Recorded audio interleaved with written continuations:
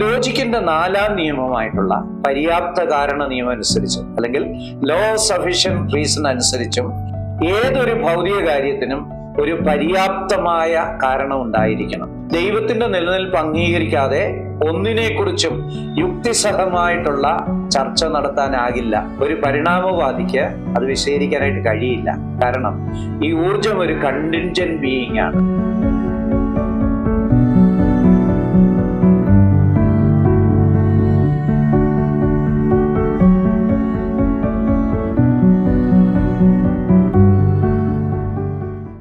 നിങ്ങളെ ബൈബിള് തുടങ്ങുന്നത് തന്നെ ആദിയിൽ ദൈവം എന്ന് പറഞ്ഞോണ്ടാ.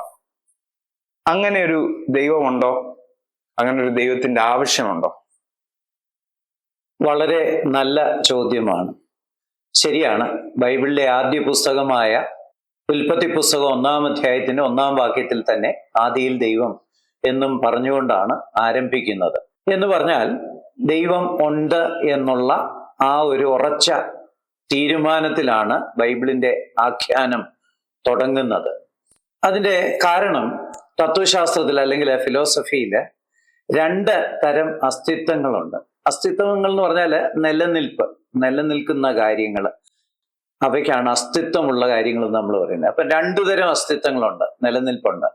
ഒന്ന് അനിവാര്യമായ അസ്തിത്വം അല്ലെങ്കിൽ നെസസറി ബീയിങ്. രണ്ടാമത്തേത് ആശ്രിത അസ്തിത്വം അല്ലെങ്കിൽ കണ്ടിൻജന്റ് ബീയിങ്. ഈ അസ്തിത്വവും ഒക്കെ കൈകാര്യം ചെയ്യുന്നത് സാധാരണ ഫിലോസഫിയുടെ തന്നെ മെറ്റാഫിസിക്സ് എന്ന് പറയുന്ന ശാഖയിലാണ് കൂടുതലായിട്ട് കൈകാര്യം ചെയ്യുന്നത്. ദൈവശാസ്ത്രത്തിലും ഇത് കുറേയൊക്കെ കൈകാര്യം ചെയ്യുന്നുണ്ട്. കണ്ടിൻജന്റ് ബീയിങ്ങും അല്ലെങ്കിൽ നെസസറി ബീയിങ്, ഈ പദങ്ങളൊക്കെ ധാരാളം ഉപയോഗിക്കാറുണ്ട്. സാധാരണ സൃഷ്ടികളില് എന്താണത് എന്ന് പറഞ്ഞ സ്വഭാവത്തെ സംബന്ധിച്ച കാര്യമാണത്. എന്താണത് എന്നതും അതുണ്ടോ, അത് നിലനിൽക്കുന്നുണ്ടോ എന്നതും 2 ചോദ്യങ്ങളാണ്. അതായത് സ്വഭാവവും നിലനിൽപ്പും വ്യത്യസ്തമാണ്. ഒരു ഉദാഹരണം പറഞ്ഞാൽ, ഒരു മനുഷ്യനെ സംബന്ധിച്ച് അവനെ ഉണ്ടാക്കേണ്ട ആവശ്യമേ ഇല്ലായിരുന്നു. ഉണ്ടാക്കി കഴിഞ്ഞാലും അവൻ എന്നേക്കും നിലനിൽക്കാനായിട്ട് പോകുന്നില്ല. അതുപോലെ ഒരു വൃക്ഷത്തിന്റെയും കാര്യം അതാ. ഇങ്ങനെയുള്ളവയൊക്കെ നമ്മൾ കണ്ടിൻജന്റ് ബീയിങ്സ് അഥവാ ആശ്രിത അസ്തിത്വങ്ങൾ എന്നാ പറയുന്നു. അവ ഇല്ലാതായാൽ പ്രപഞ്ചം തകരത്തുമില്ല, പ്രപഞ്ചം പിന്നെയും തുടരും. ഇനി അവയെ ആദ്യമേ ഉണ്ടാക്കിയില്ലായിരുന്നെങ്കിലും ഒരു പ്രശ്നവും ഇല്ലായിരുന്നു. എന്നാൽ അനിവാര്യമായ അസ്തിത്വം എന്ന് പറയുന്നത് അതിന്റെ സ്വഭാവവും അസ്തിത്വവും ഒന്ന് തന്നെയാണ്. അല്ലെങ്കിൽ ഈ അസ്തിത്വം എന്ന് പറയുന്നത് അതിന്റെ ഒരു അടിസ്ഥാന സ്വഭാവമാണ്. എന്ന് പറഞ്ഞാൽ അതെന്നും നിലനിൽക്കുന്നതാണ്. അതുണ്ടാകാതിരിക്കാനായിട്ട് പറ്റത്തില്ല. അത് അതിന്റെ സ്വഭാവം തന്നെയാണ്. ഒരു ഉദാഹരണം പറഞ്ഞാൽ ദൈവം ഉണ്ടാകാതിരിക്കാനായിട്ട് കഴിയില്ലായിരുന്നു. കാരണം ദൈവം ഇല്ലായിരുന്നുവെങ്കിൽ നമ്മൾ ആരും ഉണ്ടാകുകയില്ലായിരുന്നു. ഈ പ്രസ്താവനയും ചോദ്യോത്തരവും ഒന്നും നടത്താൻ നമ്മൾ ഉണ്ടാകത്തേ ഇല്ലായിരുന്നു. നമ്മൾ ഉള്ളതിന്റെ അടയാളം തന്നെ ദൈവം ഉണ്ട് എന്നുള്ളത് തന്നെയാണ്. അപ്പം ആ ദൈവത്തിന്റെ ഒരു സ്വഭാവമാണ് ദൈവത്തിന്റെ അസ്തിത്വം. ദൈവം ഉണ്ട്, ദൈവം നിലനിൽക്കുന്നു, എന്നേക്കും നിലനിൽക്കുന്നു എന്ന് പറയുന്നത് ദൈവത്തിന്റെ ഒരു സ്വഭാവം തന്നെയാണ്. അതുകൊണ്ട് തന്നെ ദൈവത്തെ ഒരു അനിവാര്യനായ അസ്തിത്വം അല്ലെങ്കിൽ ഒരു എസെൻഷ്യൽ ബീയിങ് അല്ലെങ്കിൽ ഒരു നെസസറി ബീയിങ് എന്ന് പറയും. ഒഴിവാക്കാൻ കഴിയാത്ത ഒരു അസ്തിത്വമാണ്. എന്നും ഉണ്ടേലേ പറ്റൂ, നിത്യമായിട്ടുണ്ടേലേ പറ്റൂ, ഇനി ഒരിക്കലും ഇല്ലാതാകാൻ പറ്റില്ല. അങ്ങനെയുള്ള ഒരു അസ്തിത്വത്തെ അല്ലെങ്കിൽ നിലനിൽക്കുന്ന ഒന്നിനെയാണ് അനിവാര്യമായ അസ്തിത്വം എന്ന് പറയുന്നത്. മറ്റൊരു അർത്ഥത്തിൽ പറഞ്ഞാല് ആശ്രിത അസ്തിത്വം നിലനിൽക്കണമെങ്കിൽ ഒരു അനിവാര്യനായ അസ്തിത്വം ഉണ്ടായിരിക്കണം, അല്ലാതെ പറ്റുകയില്ല. അതായത് ഒരു കണ്ടിൻജന്റ് ബീയിങ് അത് ഉണ്ടാകാനായിട്ട് നിലനിൽക്കാനുമായിട്ട് ആരെയോ ആശ്രയിക്കണം. ആ ആശ്രയിക്കേണ്ട ആള് അനിവാര്യനായ അസ്തിത്വമുള്ള ആളായിരിക്കണം. ഞാനെന്ന ആ ആശ്രിത അസ്തിത്വം ഉള്ളതിനാൽ അനിവാര്യനായ ദൈവം ഉണ്ടായിരിക്കണം. മറ്റുള്ളവരുടെ സഹായം ഉണ്ടെങ്കിലേ ഞാൻ ജനിക്കത്തുള്ളൂ, ഉണ്ടാകത്തുള്ളൂ, നിലനിൽക്കത്തുള്ളൂ. മാത്രമല്ല ദൈവത്തിന്റെ നിലനിൽപ്പുമായിട്ട് എൻ്റെ നിലനിൽപ്പ് ഭയങ്കരമായിട്ട് ബന്ധപ്പെട്ടിരിക്കുക. ഇതിന് നമ്മൾ വേറൊരു ഉദാഹരണം പറയുകയെന്നില്ല, ഇരുളും വെളിച്ചം എടുക്കുക. വെളിച്ചമാണ് വാസ്തവത്തിൽ ഒറിജിനലായിട്ടുള്ളത്. നമുക്ക് ഒരു ബൾബ് ഇട്ട് വേണേൽ വെളിച്ചം ഉണ്ടാക്കാം. അതേസമയത്ത് ഒരു ബൾബ് ഇട്ടാൽ ഇരുളുണ്ടാക്കാനായിട്ട് പറ്റില്ല. കാരണം ഇരുളെന്ന് പറഞ്ഞൊരു ഒറിജിനൽ വസ്തു ഇല്ല. അതേസമയത്ത് വെളിച്ചമുണ്ട്. ആ വെളിച്ചം ഇല്ലാത്ത അവസ്ഥയ്ക്കാണ് ഇരുളെന്ന് പറയുന്നത്. അതുപോലാണ് അനിവാര്യനായ അസ്തിത്വം ആശ്രിത അസ്തിത്വങ്ങളും.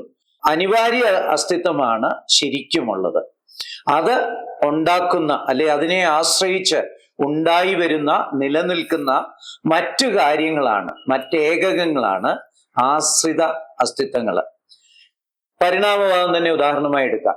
മനുഷ്യനും ആൾക്കുരങ്ങുകളും ഒരു പൊതു പൂർവികനിൽ നിന്ന് ഉത്ഭവിച്ചു എന്നാണ് ഇവർ പറയുന്നത്. ഈ പൊതു പൂർവികന് ഉരകങ്ങളിൽ നിന്നും, ഉരകങ്ങൾ ഉഭയജീവികളിൽ നിന്നും, ഉഭയജീവികൾ മത്സ്യങ്ങളിൽ നിന്നും, മത്സ്യം പ്രോകോർഡേറ്റുകൾ എന്ന് പറയുന്ന അല്ലെങ്കിൽ ഒരു നട്ടെല്ല് ഇല്ലാത്ത ജീവികളിൽ നിന്നും, അത്തരം പ്രോകോർഡേറ്റ്സ് ഇൻവെർട്ടിബ്രേറ്റ്സ് അല്ലെങ്കിൽ അകേശരുകളിൽ നിന്നും, അകേശരുക്കൾ ഏകകോശ ജീവികളിൽ നിന്നും, ഏകകോശ ജീവികൾ ജൈവ വസ്തുക്കളിൽ നിന്നും, ജൈവ വസ്തുക്കൾ അജൈവ വസ്തുക്കളിൽ നിന്നും, അജൈവ വസ്തുക്കൾ ഊർജത്തിൽ നിന്നും ഉണ്ടായെന്നാണ് അവർ പറയുന്നത്. എന്നാൽ അവരോട് നമ്മൾ തിരിച്ച് ഊർജം എവിടെ നിന്നുണ്ടായി എന്ന് പറഞ്ഞാൽ അവർക്ക് അറിയില്ല എന്നുള്ള ഉത്തരമേ ഉള്ളൂ. അതിനവർക്കൊരു വിശദീകരണവും ഇല്ല, അവർക്കൊരു വിശദീകരണവും സാധിക്കത്തുമില്ല. ഫിസിക്സിന്റെ തെർമോഡൈനാമിക്സിന്റെ നിയമം അനുസരിച്ച് ഒരു മുന്നുറവിടമില്ലാതെ ഊർജത്തിനുണ്ടാകാൻ കഴിയത്തില്ല. അപ്പൊ അതുകൊണ്ട് ഈ ഊർജത്തിന് ഒരു മുന്നുറവിടം ഉണ്ടായേ പറ്റൂ. പക്ഷേ ഒരു പരിണാമവാദിക്ക് അത് വിശദീകരിക്കാനായിട്ട് കഴിയില്ല. കാരണം ഈ ഊർജം ഒരു കണ്ടിൻജന്റ് ബീയിങ് ആണ്, ഒരു കണ്ടിൻജന്റ് എൻറ്റിറ്റിയാണ്. അത് നിലനിൽക്കണമെങ്കിൽ അതിന് വേറൊരു മുന്നുറവിടത്തെ ആശ്രയിച്ചെങ്കിലേ കഴിയത്തുള്ളൂ. ലോജിക്കിന്റെ 4ാം നിയമമായിട്ടുള്ള പര്യാപ്ത കാരണ നിയമം അനുസരിച്ച് അല്ലെങ്കിൽ ലോ ഓഫ് സഫിഷ്യന്റ് റീസൺ അനുസരിച്ചും ഏതൊരു ഭൗതിക കാര്യത്തിനും ഒരു പര്യാപ്തമായ കാരണം ഉണ്ടായിരിക്കണം. എന്ന് പറഞ്ഞാൽ ദൈവത്തിന്റെ നിലനിൽപ്പ് അംഗീകരിക്കാതെ ഒന്നിനെക്കുറിച്ചും യുക്തിസഹമായിട്ടുള്ള ചർച്ച നടത്താനാകില്ല. ഏത് കാര്യത്തിന്റെയും ആരംഭം ദൈവത്തിലാണെങ്കിലേ പറ്റത്തുള്ളൂ. നമുക്ക് പ്രപഞ്ചത്തിന്റെ ഉത്ഭവത്തെക്കുറിച്ച് സംസാരിക്കാം. തെർമോഡൈനാമിക്സിലെ 1ാം നിയമം അനുസരിച്ച് ഊർജത്തിന് സ്വയം ഉത്ഭവിക്കാൻ കഴിയുകയില്ല. അതിന് മുൻപുള്ള ഒരു കാരണം ഉണ്ടായിരിക്കണം, ഒരു പ്രയർ കോസ്. അത് അത്യാവശ്യമാണ്. ആ ഉറവിടത്തിന്റെ സൃഷ്ടാവ് ആരെന്ന ചോദ്യം വരും. അതിന് മറ്റൊരു മുന്നുറവിടം എന്ന് പറഞ്ഞാൽ അതിനെ ആരുണ്ടാക്കി എന്നുള്ള ചോദ്യം വീണ്ടും വരും. അങ്ങനെ പുറമോട്ട് പോയി എപ്പോഴായാലും ഒരു ആത്യന്തിക അസ്തിത്വത്തിൽ എത്തിപ്പെട്ടാലേ ഒരു സമ്പൂർണ്ണ വിശദീകരണം ലഭിക്കുകയുള്ളൂ. അവസാനം സൃഷ്ടിക്കപ്പെടാത്ത ഒരു ആദ്യ കാരണത്തിൽ എത്തണം, അല്ലെങ്കിൽ ഒരു അൺകോസ്ഡ് ഫസ്റ്റ് കോസ്, അല്ലെങ്കിൽ സൃഷ്ടിക്കപ്പെടാത്ത ഒരു ആദ്യ കാരണത്തിൽ എത്തിയേ പറ്റൂ. അതിലെത്താതെ ഒരു വിശദീകരണം പൂർത്തീകരിക്കപ്പെടുന്നില്ല. അങ്ങനെയാണെങ്കിൽ പരിണാമവാദിയുടെ എനർജി വരെ എത്തിയുള്ള അല്ലെങ്കിൽ ഊർജം വരെ എത്തിയുള്ള വിശദീകരണം അപൂർണമാണ്. ആ ഊർജം ഇവിടെ നിന്ന് വന്നെങ്കിലേ അവന്റെ വിശദീകരണം പൂർണ്ണമാകത്തുള്ളൂ. പൂർണ്ണമല്ലാത്ത ഒരു വിശദീകരണവും സ്വീകാര്യമല്ല. യുക്തി അനുസരിച്ചും ഫിലോസഫി അനുസരിച്ചും സയൻസ് അനുസരിച്ചും പൂർണ്ണമല്ലാത്ത അപൂർണമായിട്ടുള്ള ഒരു വിശദീകരണം സ്വീകാര്യമല്ല. അപ്പോൾ ആ സൃഷ്ടിക്കപ്പെടാത്ത ഒരു ആദ്യ കാരണത്തെ എന്തെങ്കിലും ശാസ്ത്രം കണ്ടുപിടിക്കുമായിരിക്കും എന്ന് വെച്ചാലോ? അങ്ങനെ വേണമെങ്കിൽ വാദിക്കാം. ഇപ്പം ഇല്ലെന്നേ ഉള്ളൂ, ഇനിയും എന്തെങ്കിലും ഈ ആദ്യ കാരണത്തെ ശാസ്ത്രീയമായിട്ട് തന്നെ കണ്ടുപിടിക്കും, അങ്ങനെ ഒരെണ്ണം ഉണ്ടായിരിക്കാം, ശാസ്ത്രത്തിന് വിശദീകരിക്കാൻ കഴിയാം എന്നൊക്കെ വേണേ ഒരാൾക്ക് വാദിക്കാം. പക്ഷെ അതിന് 2 പ്രശ്നങ്ങളുണ്ട് ആ വാദത്തിന്. ഒന്നാമതായിട്ട് ഒരു നാൾ ദൈവത്തെയും കണ്ടുപിടിക്കാം എന്ന വാദം എതിർപക്ഷത്തിനും ഉന്നയിക്കാം. നിങ്ങൾ പറയുന്നു പ്രപഞ്ചത്തിന്റെ ആദ്യ കാരണത്തെ എന്നേലും കണ്ടുപിടിച്ചേക്കാം, ശാസ്ത്രം കണ്ടുപിടിച്ചേക്കാം, അപ്പം ഞങ്ങൾക്കൊരു വിശദീകരണം വരും, ഇന്നില്ലെന്നേ ഉള്ളൂ. അതുപോലെ ഒരു ദൈവാസ്തിക്യവാദിക്ക് തിരിച്ചും പറയാം, ഒരു നാൾ ദൈവത്തെയും കണ്ടുപിടിച്ചേക്കാം, അപ്പോൾ നിങ്ങളും സമ്മതിക്കേണ്ടി വരും. പക്ഷെ അങ്ങനെ അന്യോന്യം വാദിച്ചുകൊണ്ടിരുന്ന എന്തു പറ്റും? ഒരു സ്റ്റെയിൽമേറ്റിലെത്തും, അല്ലെങ്കിൽ രണ്ടുപേരുടെയും വാദം മുന്നോട്ട് പോകാതെ ഒരു നിശ്ചലാവസ്ഥയിലെത്തും. അങ്ങനെ വരുമ്പോൾ ഒന്നും തെളിയിക്കപ്പെടത്തില്ല. അതാണ് ഒന്നാമത്തെ പ്രശ്നം. ഇനി രണ്ടാമത്, ആ സൃഷ്ടിക്കപ്പെടാത്ത ഒരാദ്യ കാരണം തന്നെയല്ലേ ദൈവം എന്ന് പറഞ്ഞാല്, ഈ സൃഷ്ടിക്കപ്പെടാത്ത ഒരു ആദ്യ കാരണത്തെ ഞങ്ങൾ എന്നേലും കണ്ടുപിടിക്കുമെന്ന് പറഞ്ഞാൽ അതെന്തുവാ? അത് തന്നെയാ ദൈവം. ആരും സൃഷ്ടിച്ചിട്ടില്ലാത്ത നിത്യനായ ഒരു ആദ്യ കാരണം, അതല്ലേ ദൈവവും ഡെഫിനിഷൻ അനുസരിച്ച്. അപ്പോഴ് അങ്ങനെ പറയുന്ന ഒരു ഫലത്തില് ദൈവത്തെ അംഗീകരിക്കുക. ഇനിയും തെർമോഡൈനാമിക്സിലെ 1ാം നിയമത്തെ കുറിച്ചാണല്ലോ നേരത്തെ പറഞ്ഞത്. 2ാം നിയമത്തെ കുറിച്ചുകൂടെ പറയാം. അതനുസരിച്ച് ഊർജത്തിന് എപ്പോഴും അപക്ഷയം സംഭവിച്ചുകൊണ്ടിരിക്കുക, അല്ലെങ്കിൽ അതിന്റെ എൻട്രോപ്പി വർദ്ധിച്ചുകൊണ്ടിരിക്കുക. എൻട്രോപ്പി എന്ന് പറഞ്ഞാൽ ക്രമരാഹിത്യം വർദ്ധിച്ചുകൊണ്ടിരിക്കുക.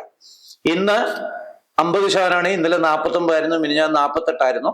അങ്ങനെ നമുക്ക് പുറമോട്ട് കണക്ക് കൂട്ടിപ്പോ എക്സ്ട്രാപ്പുലേറ്റ് ചെയ്തു പോവാം. അങ്ങനെ പോയാൽ അല്പം പോലും ക്രമരാഹിത്യമില്ലാത്ത ഒരു ദിവസം ഉണ്ടായിരുന്നു എന്ന് വരും. എന്ന് പറഞ്ഞാൽ പെർഫെക്റ്റ് ആയിട്ടുള്ള ഒരു ദിവസം ഉണ്ടായിരുന്നു എന്ന് വരും.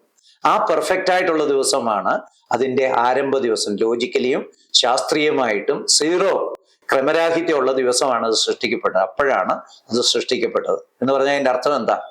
ഊർജം സൃഷ്ടിക്കപ്പെടേണ്ടതുണ്ട്. സൃഷ്ടിക്കപ്പെട്ട ഏത് വസ്തുവും പരിമിതി ഉള്ളതുമാ. അതിനൊരു സൃഷ്ടാവിനെ ആവശ്യമുണ്ട്.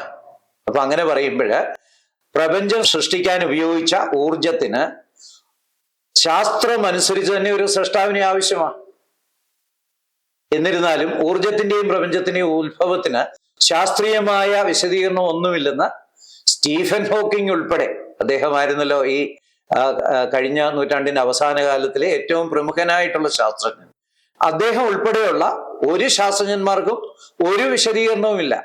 മാത്രമല്ല ഇവരെല്ലാം തരുന്ന വിശദീകരണങ്ങള് ബൈബിളിലെ വിശദീകരണങ്ങൾ പോലെയുള്ള മെറ്റാഫിസിക്കൽ അല്ലെങ്കിൽ അഭൗതികമായിട്ടുള്ള വിശദീകരണങ്ങളാണ്, ശാസ്ത്രീയമായ വിശദീകരണങ്ങളല്ല.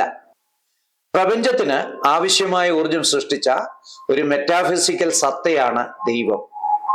ഈ വിശദീകരണം ശാസ്ത്രീയവും യുക്തിസഹമായ കാഴ്ചപ്പാടിൽ നിന്ന് സ്വീകാര്യവുമാണ്. പ്രപഞ്ച സൃഷ്ടിയെക്കുറിച്ച് തുടങ്ങുന്ന ഏതൊരു ചർച്ചയും പ്രബന്ധവും ദൈവത്തിന്റെ നിലനിൽപ്പ് അംഗീകരിച്ചുകൊണ്ട് തന്നെ തുടങ്ങാൻ കഴിയത്തുള്ളൂ.